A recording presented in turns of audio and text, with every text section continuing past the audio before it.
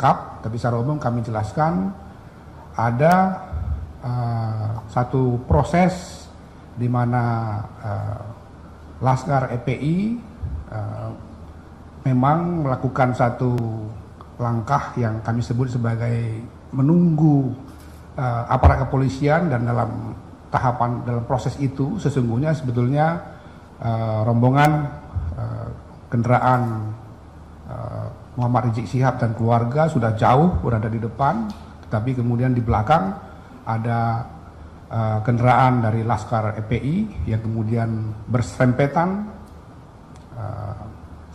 Kemudian setelah itu timbul aksi tembak-menembak, 2 meninggal dunia, dan setelah itu ada 4 orang anggota Laskar FPI yang kemudian juga ditemukan meninggal.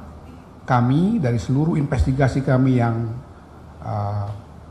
hampir 1 bulan lebih kami lakukan dengan kecermatan yang penuh, dengan didukung data-data, fakta-fakta, bukti-bukti, dan juga ahli-ahli yang kami datangkan, itu kemudian kita menyimpulkan ada indikasi apa yang kami sebut sebagai unlawful killing terhadap 4 orang itu.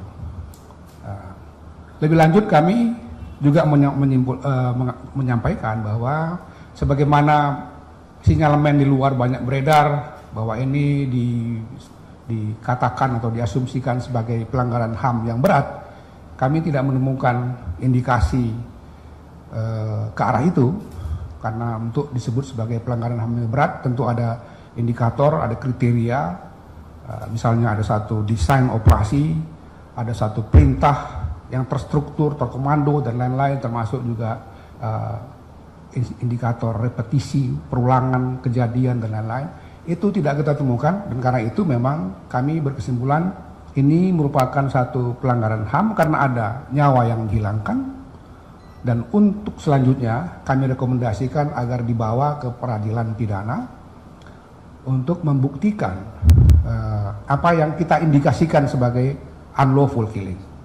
Komnas tentu berharap nanti ada satu proses hukum yang akuntabel, transparan, seluruh publik bisa menyaksikannya. Nah, peradilan itulah nanti kemudian yang bisa memutuskan apa yang sungguh-sungguh diyakini sebagai suatu kejadian peristiwa hukum tersebut. Ini tadi kami sampaikan. Alhamdulillah juga Bapak Presiden ternyata sejak awal memperhatikan, dan karena itu juga sejak awal memberikan dorongan agar Komnas HAM sebagai lembaga negara independen melakukan tugasnya sesuai dengan Undang-Undang 39 1999, melakukan penyelidikan, pemantauan, untuk kemudian mengambil sebuah kesimpulan tentang apa yang terjadi pada peristiwa 7 Desember 2020 yang lalu, dan kemudian memberikan apresiasi.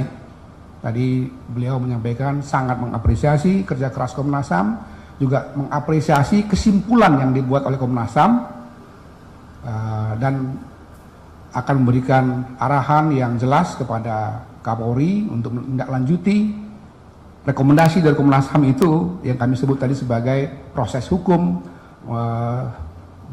di peradilan pidana nantinya. Kami sekali lagi berterima kasih kepada seluruh pihak yang telah memberikan kontribusi, dorongan, juga keterbukaan informasi kepada kami yang tidak bisa kami sebutkan satu persatu. Dengan seluruh dukungan itulah kami kemudian bisa menghasilkan sebuah penyelidikan yang mendalam. Kami yakini objektivitasnya, integritasnya, dan kredibilitasnya. Dalam berbagai kesempatan masih banyak orang yang mengatakan bahwa ini akan mengundang perhatian internasional. Saya katakan tidak, karena publik perlu tahu Komnas HAM Republik Indonesia anggota dari Global Alliance of National Human Rights Institution. Jadi ini aliansi global Komnas HAM seluruh dunia. Komnas HAM adalah anggota. Kantor pusatnya di gedung PBB Jenewa. Akreditasi Komnas HAM Republik Indonesia A. Karena itu kami yakin dan percaya kesimpulan hasil penyidikan kami, rekomendasi kami juga internasional akan memberikan kepercayaan, karena Tidak mungkin satu lembaga yang mereka berikan akreditasi A, kemudian hasil pekerjaannya justru mereka lakukan.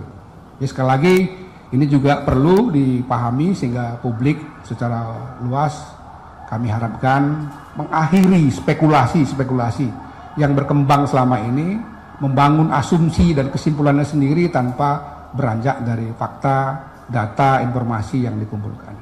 Mudah-mudahan peristiwa-peristiwa kekerasan seperti ini tidak berulang lagi sehingga kita sebagai satu bangsa yang sangat plural, sangat beragam, bisa menikmati demokrasi kita dengan aman dan damai. Siapapun yang kemudian nanti dalam kontestasi politik biasa ada yang hari ini menang, besok mungkin yang lain lagi.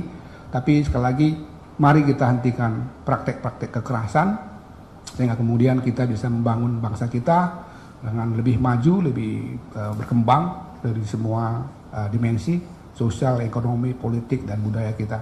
Sekali lagi terima kasih kepada seluruh pihak, pada Pak Menko yang sudah bersedia juga menjadi tuan rumah konferensi pers kita pada siang ini, dan tentu saja terima kasih saya atas nama Komnas HAM pada media yang sudah bersusah payah selalu mengikuti perkembangan, kepada tim Pak Anam dan anggota-anggotanya serta seluruh komisioner. Sebagai ketua saya bangga karena 7 orang komisioner ini selalu satu suara di dalam menjalankan tugas-tugas penyelidikan dan pemantauan khususnya untuk kasus peristiwa 7 Desember yang lalu. Terima kasih. Assalamualaikum warahmatullahi wabarakatuh. Silakan. Ya, Assalamualaikum warahmatullahi taala wabarakatuh. Terima kasih Prof. Mahfud, rekan-rekan semua. Tadi kami menyerahkan laporan lengkap. Ini laporannya berjumlah 103 halaman, ditambahkan dengan lampiran. Terus kami juga memberikan sebuah flash disk yang berisi beberapa dokumen yang memang menunjang dan sudah ditulis dalam laporan ini. Jadi ini laporannya cukup detail. Kami berharap memang dengan laporan yang cukup detail ini itu menambah terangnya peristiwa, jadi memudahkan untuk bagaimana pelaksanaan rekomendasi. Yang kedua, sebagai modalitas awal untuk melakukan penegakan hukum. Jadi sambutan baik oleh Presiden, dan juga kami menyiapkan bahan-bahan yang cukup detail di sini. Itu kita berharap agar kasus ini segera bisa diselesaikan dan kita dapat belajar banyak dari kasus ini, bahwa atas nama apapun, oleh siapapun, kekerasan di negeri ini tidak boleh terjadi. Dan setiap upaya oleh siapapun yang juga melakukan kekerasan, ya harus kita cegah, harus kita hindari. Mungkin itu saja. Ini covernya tadi 103 halaman, sangat detail. Terima kasih. Saya belum dikasih.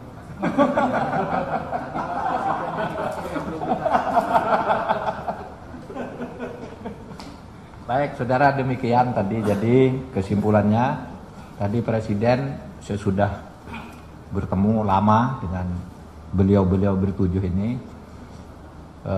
lalu ngajak saya bicara yang isinya itu harap dikawal agar seluruh rekomendasi yang dibuat oleh Komnas HAM itu ditindaklanjuti. Tidak boleh yang disembunyikan. Jadi apa Pak? Satu, bahwa sudah terjadi unlawful killing di mobil yang dibawa oleh tentara itu, nanti diungkap di pengadilan mengapa itu terjadi dan bagaimana terjadinya. Yang kedua, bahwa ada kelompok sipil yang membawa senjata api, senjata rakitan, dan senjata tajam yang jelas-jelas dilarang oleh undang-undang. Itu sudah ada gambarnya semua di sini. Ada di titik berapa, bahkan kalau laporan Komnas HAM tadi, seumpama aparat itu tidak dipancing, tidak akan terjadi itu, karena Habib Riziknya udah jauh. Tapi ada komando tunggu aja di situ, bawa putar-putar aja, pepet tabrak dan sebagainya ada di sini. Komando dengan apa namanya suara rekamannya di situ. Nanti kita ungkap gitu ya di pengadilan dan kita tidak akan menutup-nutupi dan saya akan meneruskan ini ke kepolisian. Saya kira itu saja dari saya. Kalau ada pertanyaan satu aja.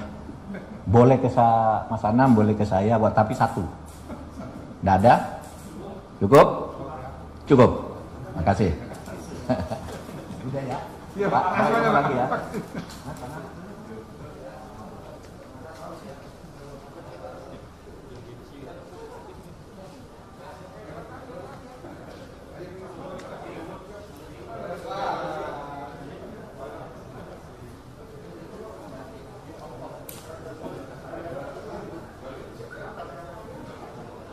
Pak, bukunya Pak.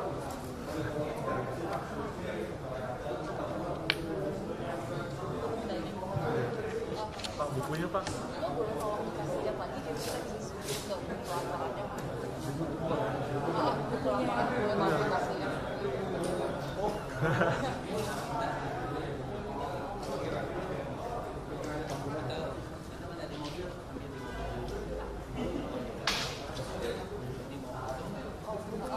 Detailnya Mbak.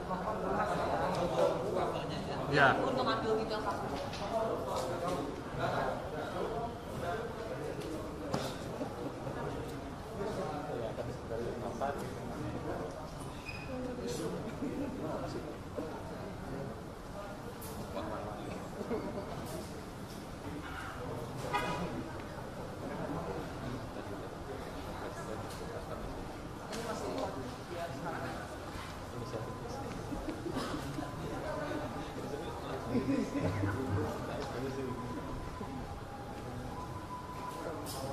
Tuh, Pak. Bukunya Pak di sini Pak. Tuh, Pak. Buku. Boleh tolong dikasih Pegang sini Pak. Sini, Pak. Pegang di sini aja Pak. covernya aja. Ya, gitu Pak. Nah, turunan dikit Pak. Tengah aja Pak. Op. Nah, sip Pak. Sip. Nah, op. Masih Pak.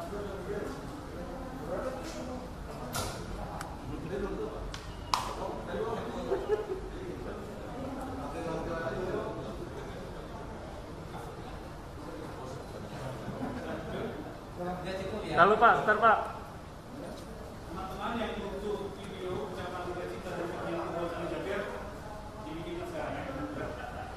Siap Pak. Oke Pak, thank you Pak. Thank you. Sini aja Pak langsung. Iya, jangan.